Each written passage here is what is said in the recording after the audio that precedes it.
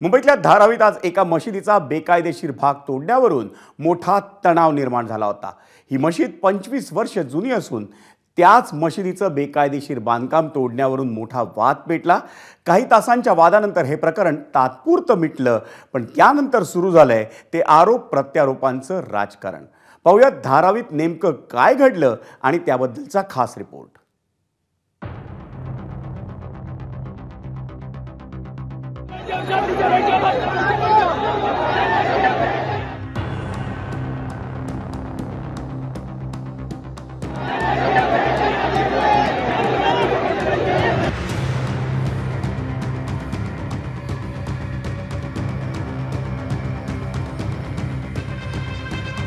निमित्त होतं धारावीतल्या एका मशिदीचं बेकायदेशीर बांधकाम तोडण्याचं।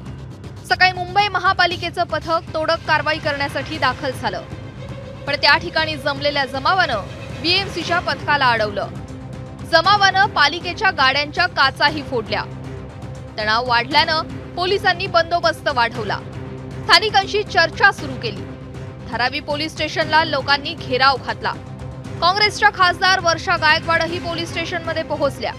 अखेर चर्चेअंती मशिदीच्या विश्वस्तांनी स्वतःहून बेकायदेशीर बांधकाम काढण्याचं आश्वासन देत 5 दिवसांची मुदत मागून घेतली। आज देखील टीम त्या ठिकाणी गेली होती। त्यावेळेस त्यांनी सांगितलंय की पुढच्या 4-5 दिवसात आम्हीच ते अतिक्रमण काढतो। त्यामुळे ती टीम त्या ठिकाणून परत आलेली आहे। कुठल्याही परिस्थितीमध्ये लॉ अँड ऑर्डरची सिच्युएशन करून कोणी अडथळा निर्माण करेल तर ते योग्य होणार नाही। मला विश्वास आहे की त्यांनी ज्या प्रकारे बीएमसीला लेखी दिलेला आहे त्याप्रमाणे पुढची कारवाई ते करतील। इकडे तणाव निवळला, मात्र तिकडे राजकारणाला तोंड फुटलं। सरकारलाच दंगली घडवायच्या आहेत, तणाव निर्माण करायचा आहे असा आरोप विरोधकांनी केला। खरी गोष्ट म्हणजे हे आहे की महाराष्ट्रामध्ये कुठे ना कुठे या सरकारला दंगल घडवायची आहे, वातावरण टेन्स्ड करायचं आहे। त्याचा थेट संबंध जे आहे ते राजनीतीशी आहे आणि याच्यामध्ये भारतीय जनता पार्टी, एकनाथ शिंदे साहेब आणि अजित पवार साहेब हे तिघांना माहीत आहे की महाराष्ट्रामध्ये त्यांची परिस्थिती खूप बिकट झालेली आहे। स्पेसिफिक काही एखाद्या नेत्याच्या निर्देशानुसार अशा पद्धतीनं कारवाई होत असताना, अशी रिॲक्शन येत असताना असा तणाव सरकारलाच अपेक्षित आहे। कारण मागच्या घटना पण बघितल्या, नाशिकच्या असेल, अन्य असेल, तर सरकार पुरस्कृतच अशा पद्धतीनं जातीयवाद निर्माण करण्याचा प्रयत्न होतोय।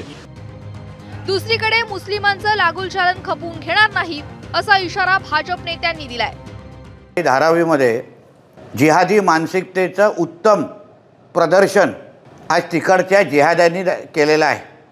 तेव्हा तिकडच्या जिहाद्यांनी आज ते अतिक्रमण तोडायला दिलं नाही आणि त्याचबरोबर मुंबई महापालिकेच्या गाड्या पण फोडल्या। ही जी काय अरेरावी आणि ही जी काय दादागिरी आहे त्यांनी त्यांच्या पाकिस्तान आणि बांगलादेशमध्ये जाऊन दाखवावी। उद्धव ठाकरे आणि राहुल गांधींच्या नेत्यांना तर चेतावणी देतो, आज धारावीत दंगल कोणी घडवून आणण्याचा प्रयत्न केलाय।